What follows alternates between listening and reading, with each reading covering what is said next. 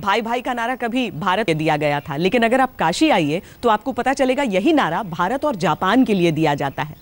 ये दिलचस्प कहानी हम अपने इस कार्यक्रम में आपको सुनाएंगे, लेकिन साथ ही हम ये जानेंगे कि काशी और क्योटो की जो साझेदारी हुई है उसमें मामला आगे कहां तक बढ़ा है। क्या तरक्की के रास्ते पर चल निकली है काशी? क्या क्योटो का वो जो मॉडल है वो यहां पर लागू हो सकता है, हो रहा है?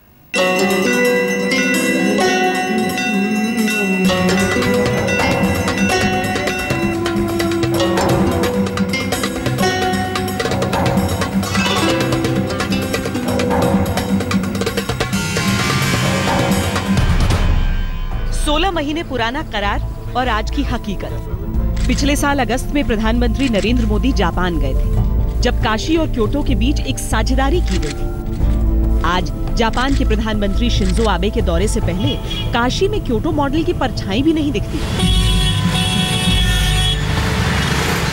काशी कहते हैं कि जब तर्क नहीं थे, परंपराएं नहीं थी, इतिहास नहीं था, काशी तब भी थी। जीवन को मोक्ष के रास्ते पर ले जाती काशी, भारतीय संस्कृति की रगों में बहती काशी। दुनिया बदलती गई लेकिन काशी नहीं बदली, और न ही बदले काशी के लोग। धीरे धीरे पतली पतली गलियों में ट्रैफिक के बीच फंसती काशी घाटों के खस्ता हाल जैसी हाँफने लगी। स्थिति अभी तक कुछ भी नहीं सुधरा है सर, एकदम कम्प्लीटली कुछ भी नहीं सुधरा है। कोई कहे तो कुछ भी नहीं मानने को तैयार है। कैसे आप लोग सफर करते हैं, कहाँ से? अब देखिए 2 घंटे हो गए इसी जाम में, 2 घंटे से हम लोग जाम में फंसे हैं। ट्रैफिक रहते तो जाम लगा रहता, बताइए। ट्रैफिक रहता तो जाम लगा रहता। हाँ, सब पैसा लेते हैं खाली।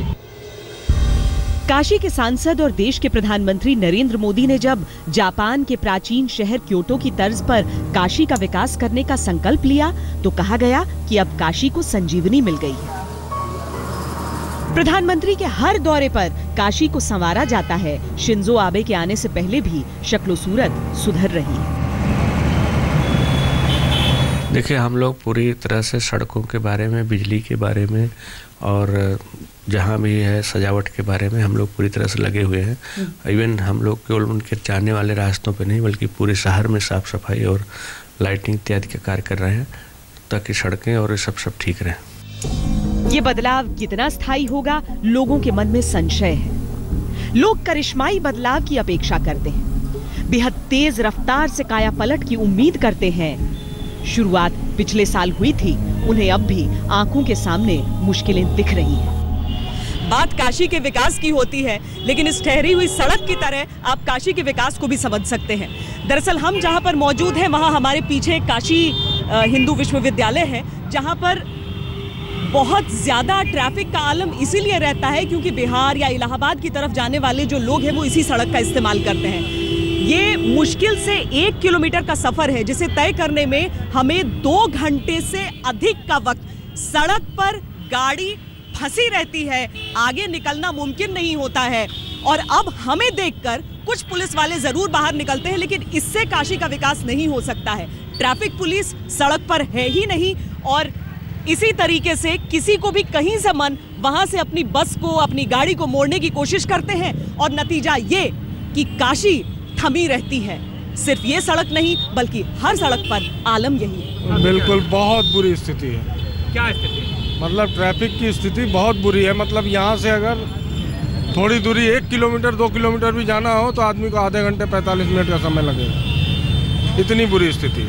बातें तो बहुत कुछ होती रहती है पर ग्राउंड पे वो चीज़ नहीं दिखती है। रोज एक ही समस्या होती है, ट्रैफिक अपने आप घुल मिल के अटक जाता है, फिर उसके बाद अटके रहते हैं घंटों घंटों तक कभी कभी तो, और उसके लिए कुछ होता भी नहीं है। पढ़ने जाते हैं, कोचिंग्स रहती हैं, भाई हम लोग का ट्रैफिक में ही टाइम इतना वेस्ट हो जाता है। 4:45 में अंकल जी छुट्टी हुई, आधी घंटा से फंसे हुए, भूख लगी है, घर जाना है।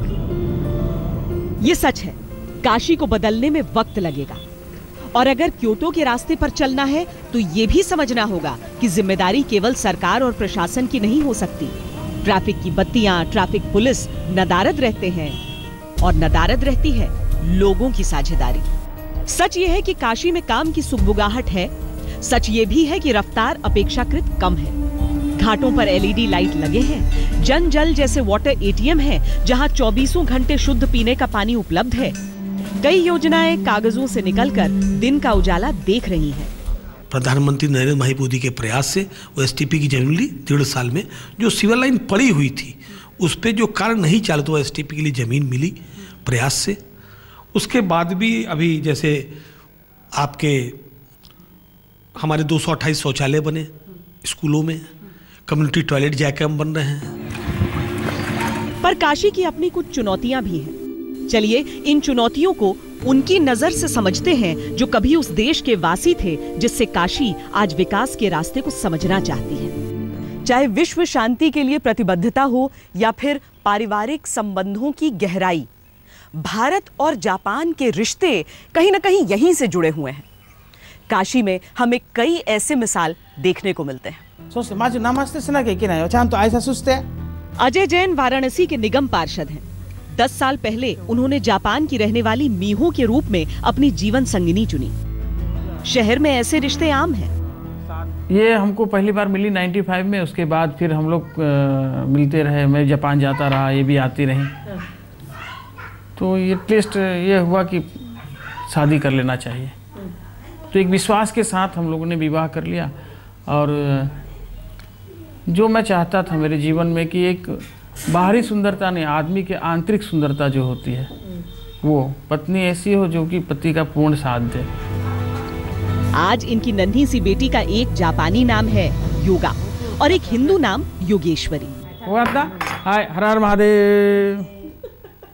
जा राम राम वा, नमस्ते वा, कोन्निचिवा वा, जपोज। अजय जैन की पत्नी को अपने देश की झलक काशी में दिखती है। वो ये भी कहती हैं कि जब से वो यहाँ आकर बसी हैं, परिवर्तन आया है, लेकिन क्योटो जैसा बनने में अरसा लग जाएगा। वो सबके लिए यहाँ भी अच्छा है, मगर थोड़ा सा इसे क्योटो की तरह बनने के लिए तो टाइम तो लगेगा। कितना लगता है आपको? आपको कुछ चेंज दिख रहा है अभी तक? हाँ, पहले जो हम शादी में आए थे तो इतना मतलब रहने के लिए मुश्किल था, थोड़ा से चेंज हो रहा है। अच्छा। मगर डिटेल देखेंगे तो कुछ चेंज नहीं हुआ है। अच्छा। जैसे रोड देखेंगे ऐसे बिजली का प्रॉब्लम है, थोड़ा बहुत तो अच्छी हो रहा है, लेकिन धीरे धीरे हो रहा है। हमको लगा रहा कि 20 साल तो और चाहिए। बनारस का जापान से केवल दिल का रिश्ता नहीं है। कई जापानी काशी की गलियों में अपना व्यवसाय चलाते हैं। ऐसा ही एक जापानी रेस्टोरेंट है आइबा। इसे चलाने वाले ओक्यो बताते हैं कि वो हिंदी पढ़ने काशी हिंदू विश्वविद्यालय आए थे, फिर यहाँ से लौटने का मन ही नहीं किया। आप कितने दिनों से इंडिया में? इंडिया में 18 साल हो रहा है। 18 साल? जी। आपकी शादी भी यहीं पर हुई? एक इंडियन से? हाँ जी, यहाँ बनारस की ही है। ओक्यो काशी के बदलते स्वरूप को लेकर ज्यादा सकारात्मक है। उनके मुताबिक बदलाव की शुरुआत हो चुकी है, अब केवल कुछ सालों की बात है। वो वैसे प्रॉब्लम तो है, लेकिन वो हमको तो इधर 1-2 साल से काफ़ी इम्प्रूवमेंट भी दिख रहा है। रिश्तों की ऐसी ही कड़ियां आज क्योटो और काशी की साझेदारी की बुनियाद है। दरअसल जब से मानव सभ्यता का इतिहास मिलता है, काशी का इतिहास उससे भी पुराना है। ठीक इसी तरह क्योटो को भी दुनिया के सबसे प्राचीनतम शहरों में गिना जाता है। ये दोनों ही शहर नदियों से घिरे हैं। दोनों शहरों का रिश्ता धर्म से भी जुड़ा है। काशी के सारनाथ में भगवान बुद्ध ने अपना प्रथम उपदेश दिया था। क्योटो में बौद्ध अनुयायियों की बड़ी संख्या है। ये दोनों ही शहर मंदिरों के शहर हैं। काशी में करीब 38,000 मंदिर हैं, क्योटो में 2,000 मंदिर। दोनों शहरों की जीवन शैली में भी समानता है। काशी में बुनकर, बनारसी साड़ी और लकड़ी के खिलौनों का काम होता है। क्योटो में कशीदाकारी, बनारसी कपड़ों और लकड़ी के खिलौनों का काम होता है। इन सब से अलग दोनों शहरों को गलियों का शहर भी कहा जाता है और आम लोगों के बीच भी भावनात्मक रिश्ता रहता है, जिसकी एक झलक उस वक्त मिली थी जब प्रधानमंत्री मोदी जापान गए थे और सारे प्रोटोकॉल तोड़कर शिंजो आबे ने उनको जापान की संस्कृति से रूबरू कराया था।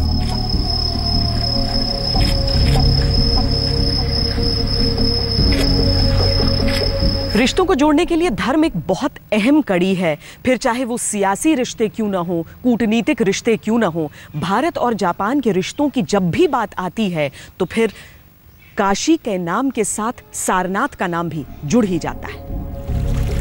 क्योटो और काशी में धर्म का रिश्ता है तो आध्यात्म का संबंध भी कम गहरा नहीं है। भारत की धरती से निकलकर बुद्ध की शिक्षा का प्रचार प्रसार करने में जापान ने अहम भूमिका निभाई। जापान में 8वीं सदी का लगभग 57 मीटर ऊंचा बौद्ध मंदिर है तो विश्व धरोहरों में शामिल तोजी मंदिर भी है। पिछले साल प्रधानमंत्री नरेंद्र मोदी जब जापान गए तो इन दोनों धरोहरों के दर्शन किए।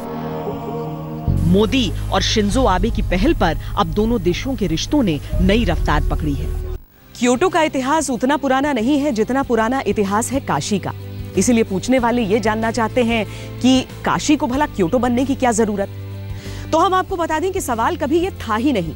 काशी को क्योटो जैसा नहीं बनना है बल्कि क्योटो के जरिए अपनी समस्याओं का हल तलाशना है।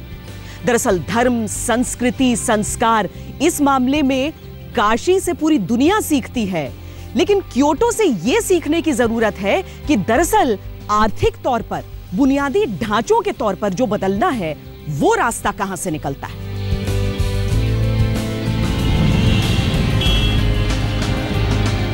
सीवेज, सफाई और सांस, ये 3 काशी की मुख्य चुनौतियां जिनसे निपटकर ही काशी के विकास का काम पूरा हो सकता है। इस तरफ काम शुरू भी हो चुका है। ये देखिए, यह है जन जल एटीएम, यानी पीने के शुद्ध पानी का एटीएम। 1 रुपए में आधा लीटर शुद्ध पानी और 2 रुपए में 1 लीटर शुद्ध पीने का पानी।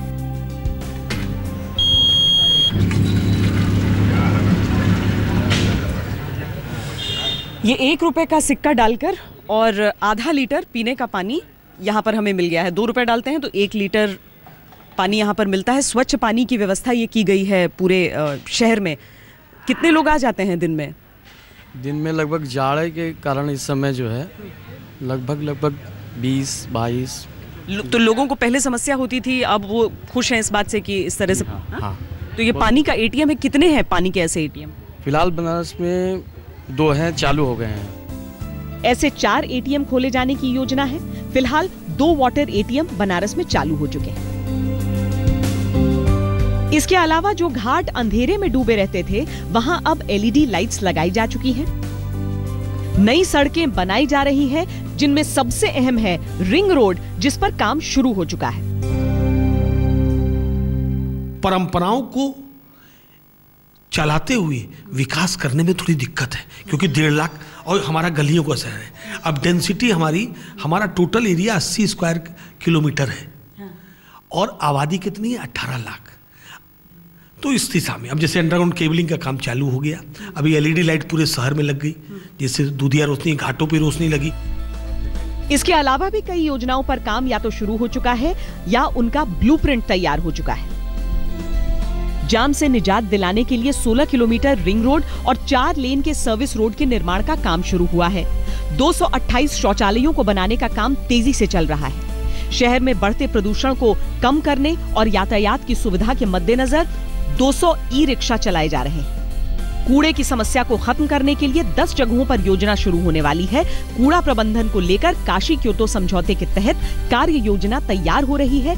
80 घाट लगभग साफ हो चुका है। इसी तरह दूसरे घाटों की सफाई पर भी काम शुरू हो चुका है, लेकिन प्रशासन और सरकार से आगे बढ़कर ये घाट इसीलिए साफ हुए हैं क्योंकि आम लोगों की साझेदारी मिली है। विकास की तरफ कुछ कदम बढ़ाए जा चुके हैं, कुछ कदम उठाना अभी बाकी है, लेकिन इतना तय है कि इसमें काशी वासियों की भूमिका सबसे अहम होगी, क्योंकि सरकारी कोशिशों से सिर्फ रास्ते खुल सकते हैं, उन पर चलना आम जनता को होगा। फिलहाल काशी को इंतजार है अपने पारंपरिक और सांस्कृतिक दोस्त शिंजो के स्वागत का।